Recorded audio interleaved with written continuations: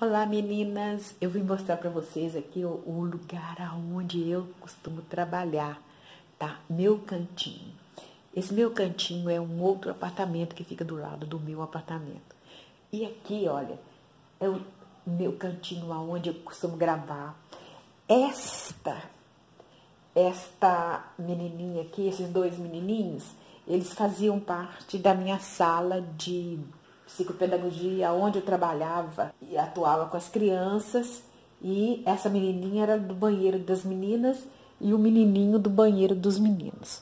Eu venho pra cá e vou relaxar fazendo os meus bichinhos que eu gosto de fazer. E geralmente eu faço esses bichinhos e os bonecos, não é? Para dar de presente, às vezes para aniversário de neto, tá vendo? Almofadinha. E eu tenho também, às vezes, no final do ano, mania de reunir crianças, às vezes, esse ano eu não fiz, mas eu vou até mostrar para vocês na foto aí depois, eu faço oficina de costurinha com crianças. Então, brincando mesmo, levando esta terapia do brincar para as crianças.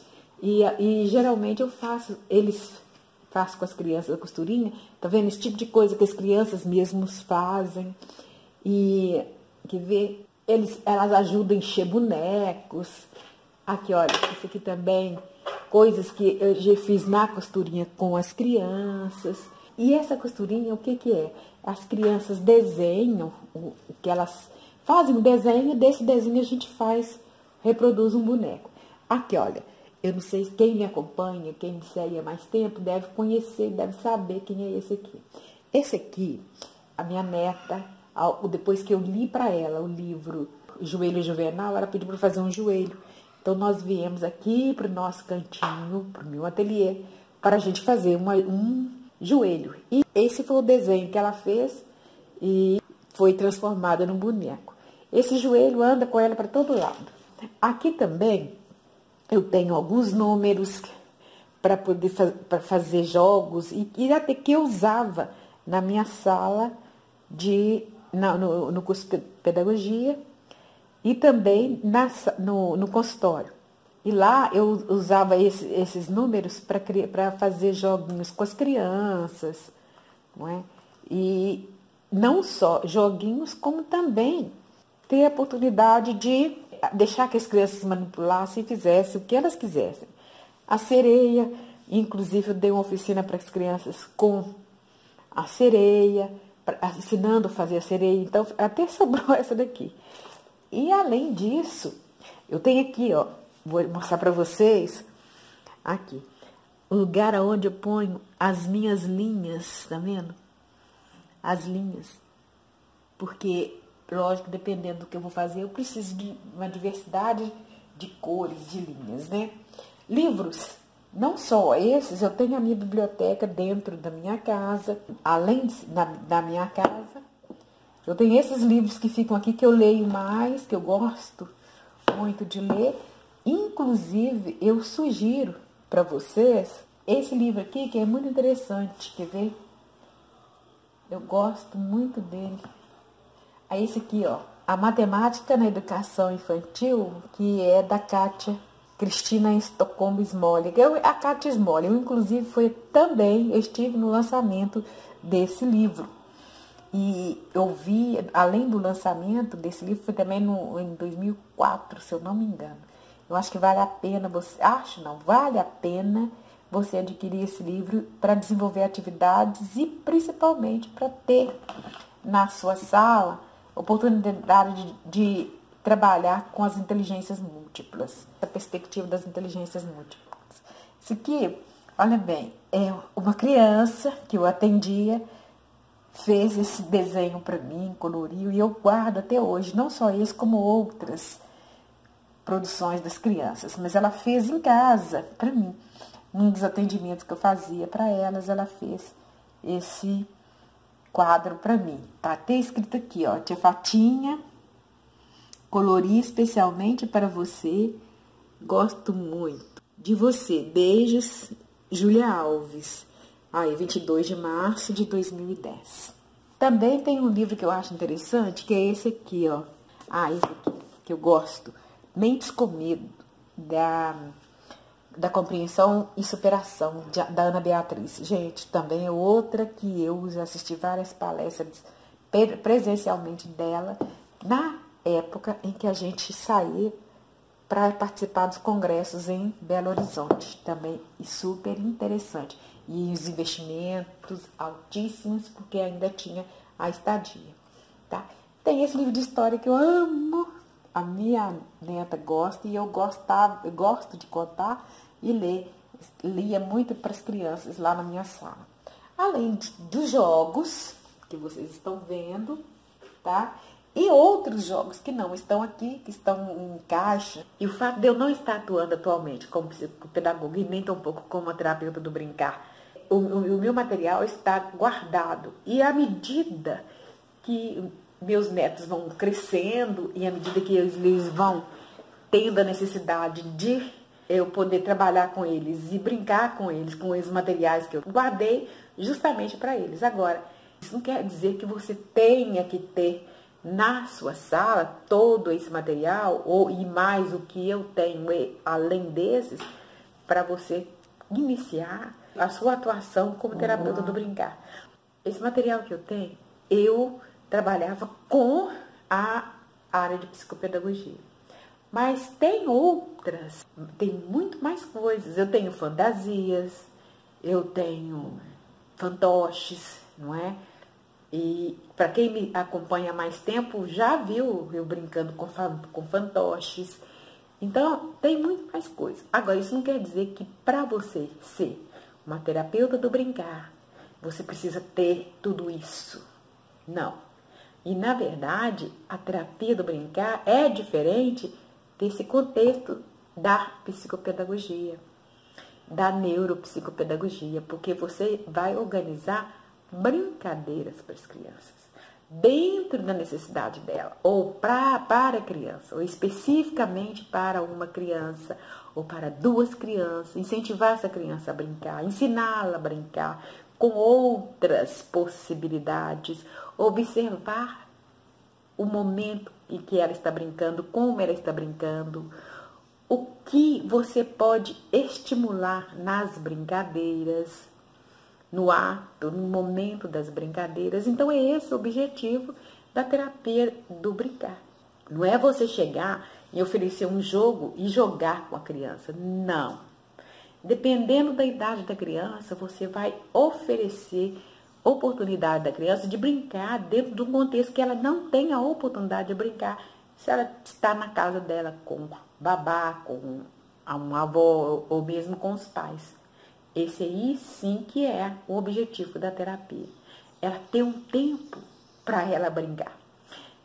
Eu lembro que quando, em 2006, não, em 2005, se eu não me engano, eu trabalhei com 2 psicólogos. E, gente, eles são fantásticos. E eles tinham, e era uma escola, e eu trabalhava nessa escola com eles, na escola de educação infantil, e eu lembro que eles tinham um momento que eles levavam uma turma para uma sala, e lá, gente, que para quem estava do lado de fora, ficava até assustado de ver tanta zoeira, tanta bagunça, tanta coisa que acontecia dentro daquela sala. A gente, como professor, né, a gente ficava ali fora só ouvindo. Tinha professores que ficavam assustados. O que aqueles 2 malucos fazem levando aquelas crianças ali para dentro? Olha só a bagunça que as crianças estão fazendo. E as crianças ficavam ali na cerca de 40 minutos ou mais. Menino, era assim. Aí você pode falar, é uma brinquedoteca? Podia ser, sim, era uma brinquedoteca, mas além de ser uma brinquedoteca, o que eles proporcionavam àquelas crianças, gente, era um encantador. As crianças ficavam loucas para estar naquele lugar. Toda semana, cada turma tinha o dia de ir para aquela sala. E era fantástico.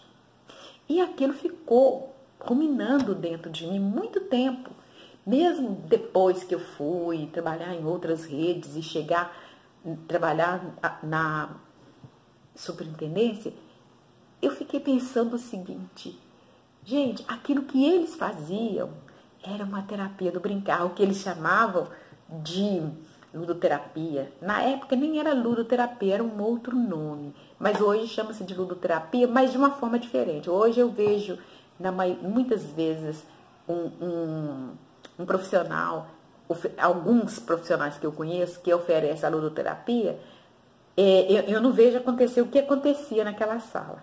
Porque o que acontecia naquela sala, gente, a hora que as crianças saíam de lá, a sala estava organizada. Agora, se por um acaso a gente chegasse lá no momento em que elas estavam brincando, era uma bagunça, que você fala assim, eles destruíram tudo. E, no entanto, quando elas saíam, a sala estava maravilhosamente organizada. E sabe por quê?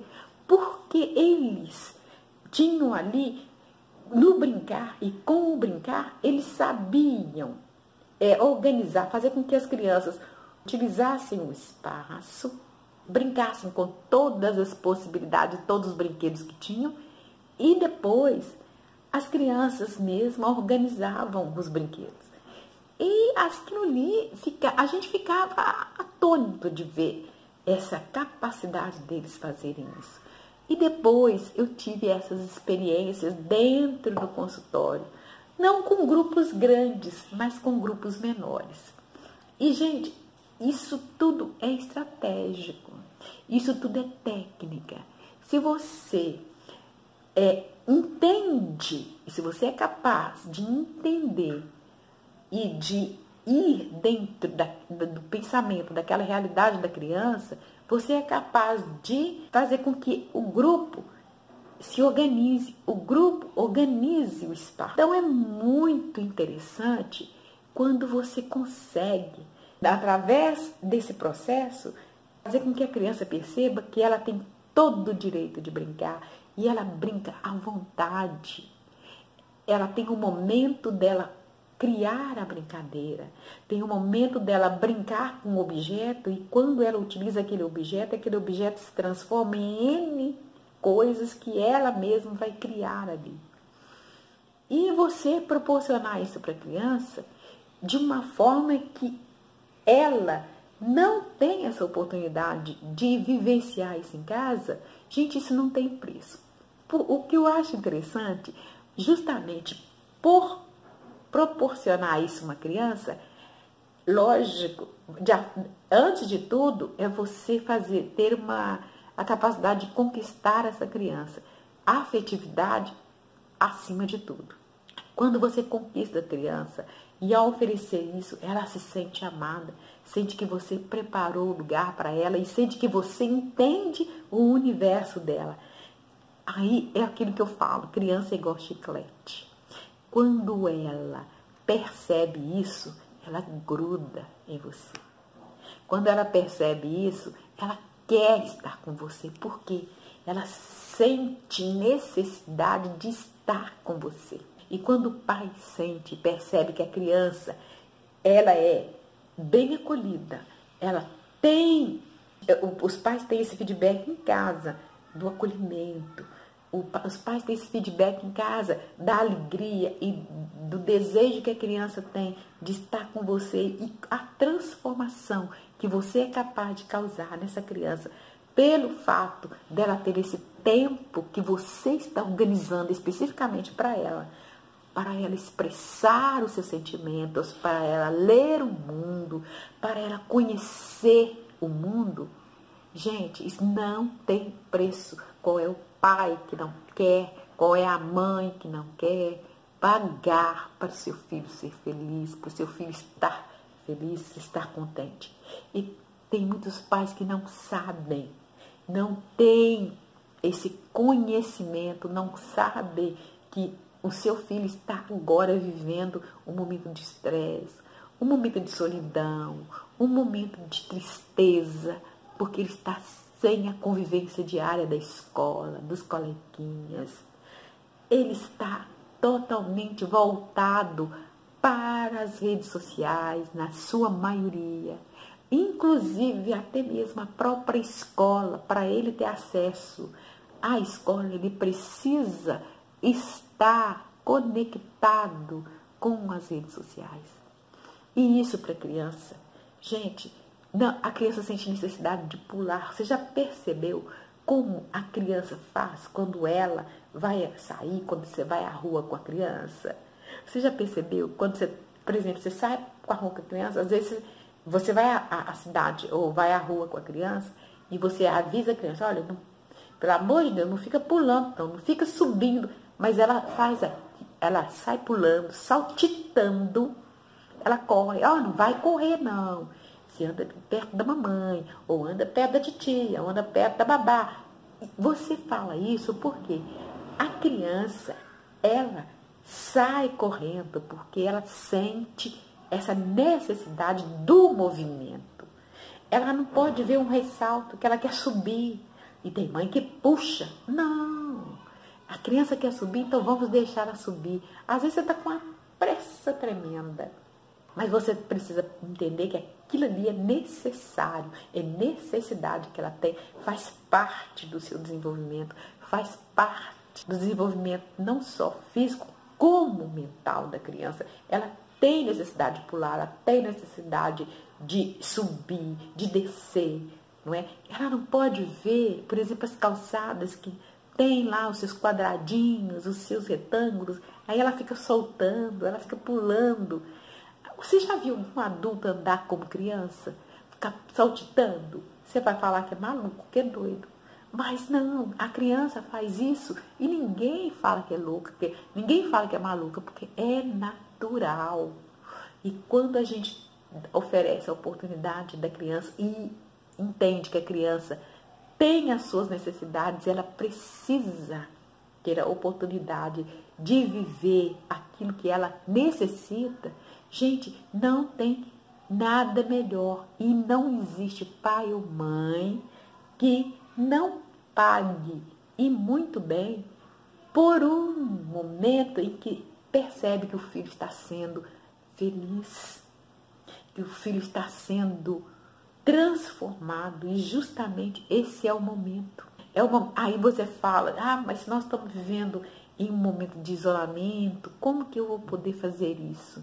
Gente, você que quer ser uma terapeuta do brincar, precisa entender o seguinte, é o momento de você ir se organizando, é o momento de você fazer atendimento individual, é o momento de você fazer atendimento, dependendo de onde você está, até mesmo atendimento em dupla, é o momento de você ajudar os pais, ajudar a criança que está precisando agora desse momento de brincar, de ler o mundo em um tempo que ela não está tendo, porque elas estão totalmente absortas dentro do contexto de internet, vídeo, desenhos, e quando não, a escola vai exigir que elas estejam conectadas para terem acesso às atividades escolares. Eu quero deixar para você essa dica.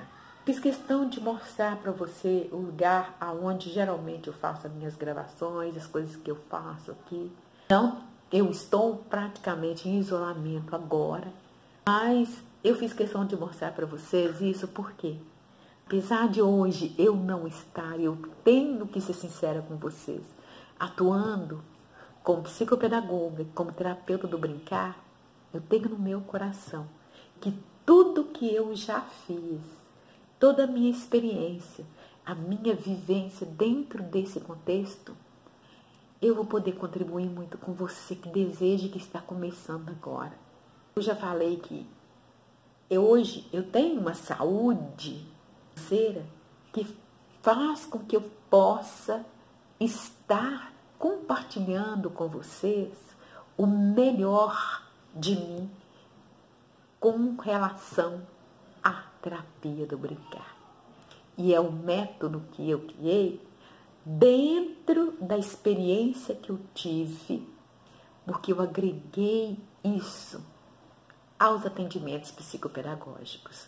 De quando eu percebi que, quando eu oferecia às crianças 30 minutos de oportunidade dela expressar dela, ler o mundo por meio de uma brincadeira que ela estava necessitando naquele momento, eu conseguia que com os 20 minutos restantes ela desenvolvesse a atividade que eu teria que resolver com muito mais destreza, com muito mais satisfação.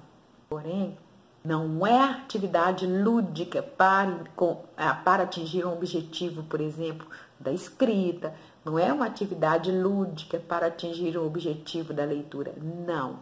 É o momento do brincar para que ela tenha o prazer também, que é lúdico, de entrar num contexto da atividade que vai ser proposta, cuja atividade é para atender a demanda que ela traz no que diz respeito a transtornos, a síndrome, na atuação psicopedagógica. Foi justamente observando que antes eu tirava esse tempo do brincar para que ela pudesse desenvolver essas atividades na sequência, é que eu criei o método da terapia do brincar, porque eu vi o resultado e o benefício disso. Então, se você quer saber mais sobre a terapia do brincar, as inscrições, o carrinho está aberto para você que deseja ou que tem vontade de ser terapeuta do brincar. E eu vou ensinar você o passo a passo de como você pode atuar desde o início, desde como você vai começar a dar o primeiro passo de atendimento até como você vai dar o feedback para os pais. Então você ter coragem de querer e de fazer. Eu estou dando para você os meus 50%, contando com os seus 50% para que dentro de, no máximo, 2 ou 3 meses, você se torne um excelente terapeuta do brincar aí na sua cidade. E até o próximo vídeo. Se você gostou desse vídeo, você clica aí, ó, põe um ok. Se você está chegando pela primeira vez, se inscreva no canal. Clica aí no sininho para você receber notificações que teremos mais vídeos que vão falar sobre a terapia do brincar. E você vai perceber que existem outras formas de você ter uma saúde financeira bacana, como pedagoga e como professora, ou desde que você tenha uma sensibilidade e um olhar para a infância. Um beijo no seu coração e até o próximo vídeo.